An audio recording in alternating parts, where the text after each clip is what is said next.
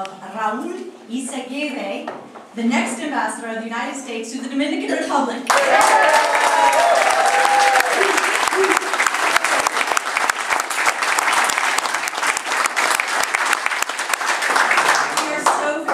This afternoon to have the Secretary of State, the Honorable Hillary Rodham Clinton, officiating the ceremony. Yeah.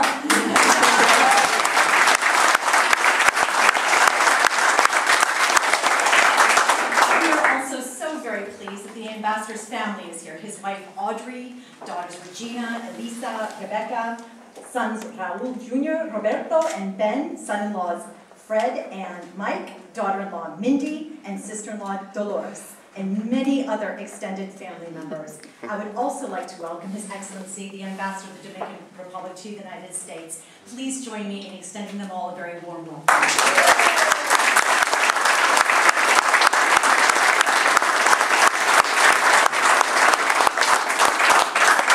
We begin the ceremony this afternoon with remarks by the Secretary. This will be followed by the administration of the oath of office and the signing of the appointment papers. I then will have a special announcement at the end regarding what you would like people to do following the ambassador's remarks, because there is a special reception by NCLR.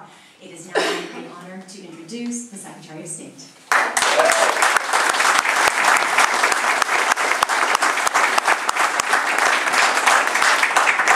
Well, this day has been long in coming. I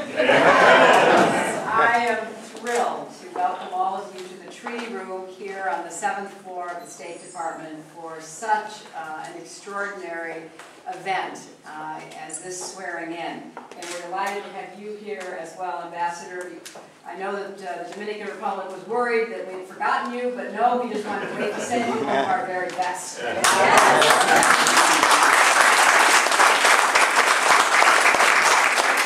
As you might guess, I take this very personally because this man is very dear to me, and I want especially to welcome his wife Audrey and his children and his extended family who are here because you share this moment of joy with so many people who care so deeply about your husband and your father and your friend. You know, what can one say about Raul? I thought I knew a lot that I would be able to draw on, but in the last few days, even more stories were coming in. And I was told a story about Raul being a volunteer medic during the 1963 March on Washington, helping to carry a dehydrated woman on a stretcher who had been overcome by the heat in that August weather in Washington, when a familiar voice began speaking through the loudspeakers, and Raul asked the woman if it would be okay if they stopped a minute to listen. And the woman, as we all have found in dealing with Raul, you might as well just say yes. And so the two of them listened to Martin Luther King Jr. give his I Have a Dream speech, and the woman, I think, got up and walked away. She was but Raul took that moment of inspiration and built a movement that united Latinos across our country. 47 years later, you cannot tell the story of desegregation without Dr. King, and you cannot tell the story of Hispanic empowerment in America without Raul. And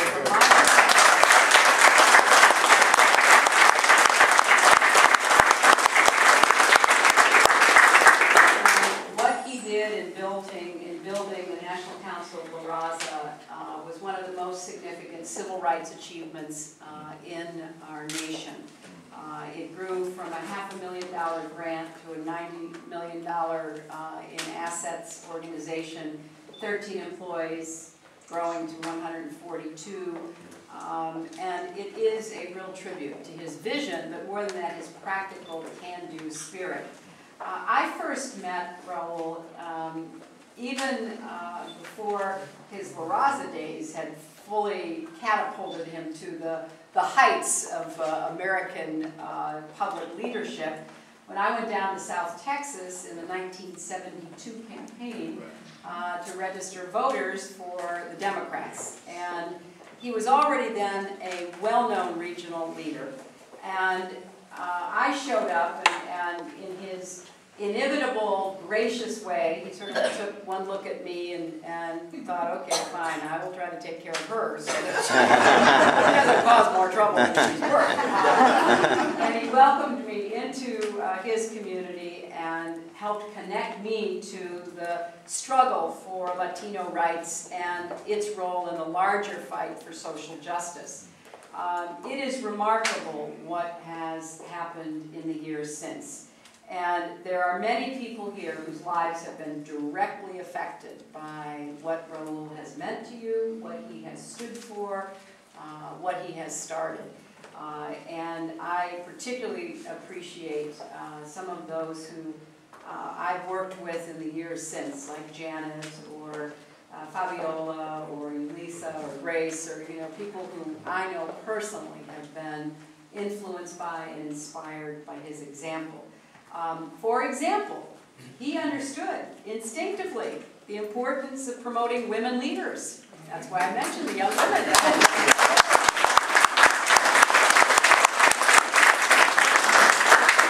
Early on, La Raza required that half of its board members be women. And the rest of the country is still trying to catch up to that visionary leadership. So now he moves on to the next chapter in this extraordinary life story. Our mission in the Dominican Republic is one of the largest that we have in the Western Hemisphere. It serves as a hub for many diverse initiatives across the government, from the Peace Corps to the Drug Enforcement Agency. The Dominican Republic is a key partner of the United States, and we work closely with the Dominican government on the Caribbean Basin Security Initiative to protect citizens of both countries and to promote social justice.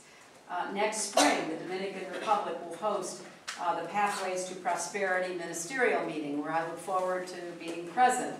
It's part of a region-wide effort that the United States is doing in partnership with our friends in the area to fight poverty and broaden economic opportunities.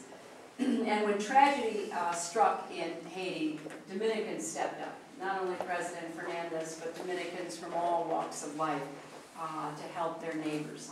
I also know that this is an opportunity for us to broaden and deepen what is already a very important relationship. It is why it was so frustrating that Raul's nomination was held up for reasons having nothing to do with Raul and nothing to do with the Dominican Republic. It's a problem in our system that must be solved, but at least finally we got the confirmation done.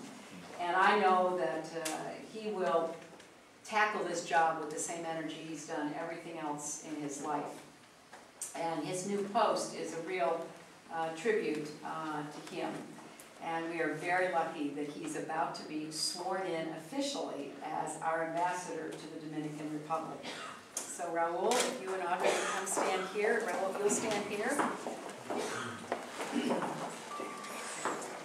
Audrey, if you'll stay right there. Can you hold that so you don't get a better angle?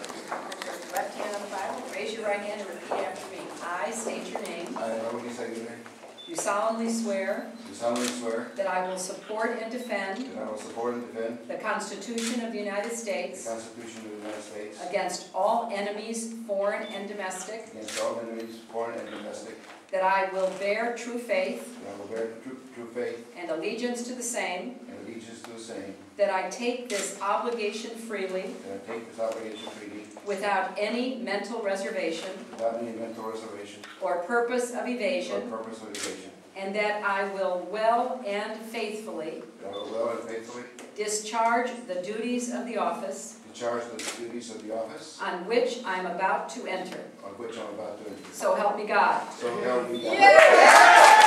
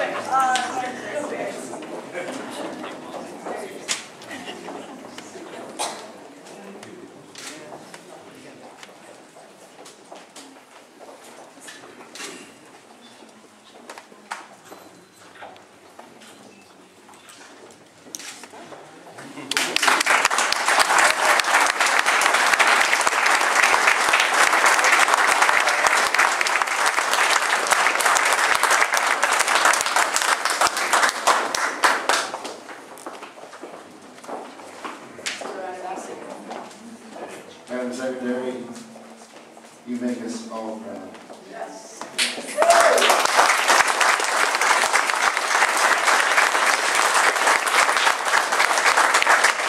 We shared some good times and some bad times.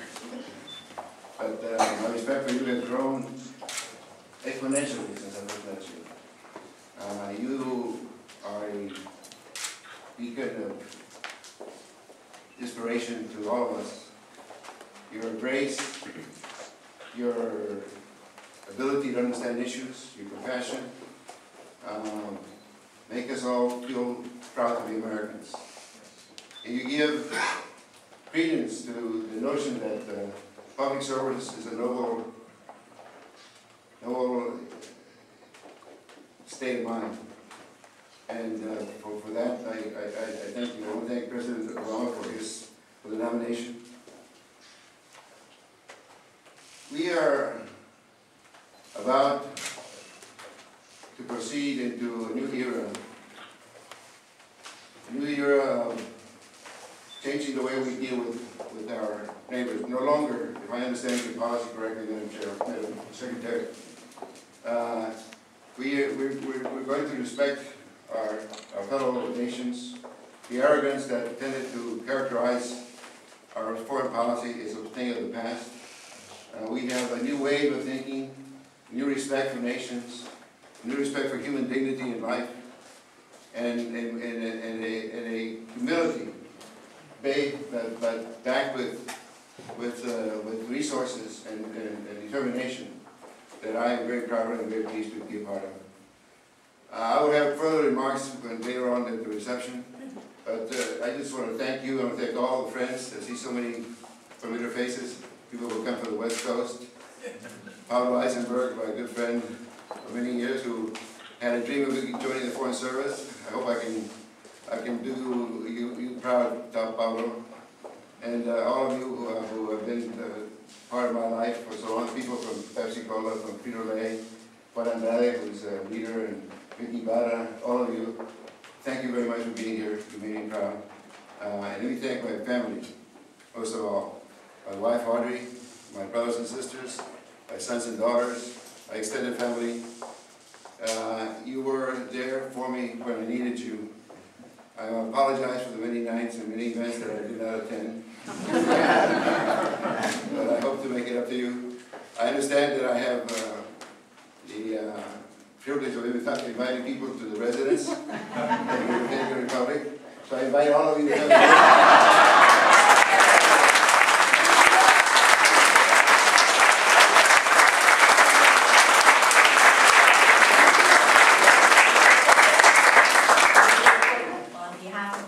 Ambassador's entire family, we thank everyone for joining us this afternoon for this very special ceremony. I want to make a special note here. NCLR is hosting graciously a lovely reception at the Four Seasons following this ceremony, and our ambassadors ask for those who are attending that ceremony, please depart for the event, and for those who are unable to join him there, he will stay here so that you can offer your own personal congratulations. Thank you all so much. Thank you.